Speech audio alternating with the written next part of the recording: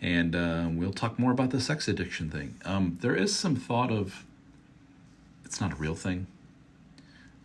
It's thrown around too much, and Brad Pitt, you talk about it when you say it sounds like a lot of women make their men feel that way. It's a way to shut you up, isn't it? If your advances are unwanted, if you're pressuring somebody to do something they don't want to do, if there's a lot of resentments and they're just, who knows, for whatever valid or invalid reasons, they don't want you near them in that way.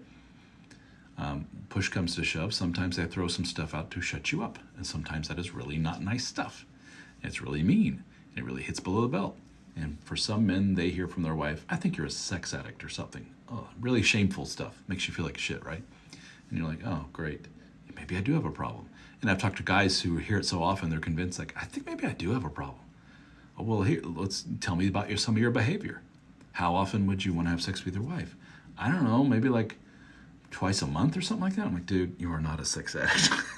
In fact, you're probably low libido compared to most. But they're with somebody who just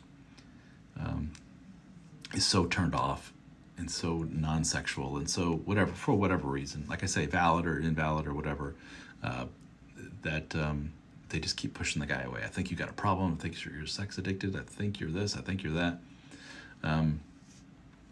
So it's an overused term, but it exists. Anytime there's anything that gets a rise in feel-good chemicals in the human brain, dopamine and so forth, whether it's drugs, alcohol, sex, whatever it is, you're more apt to become addicted to it.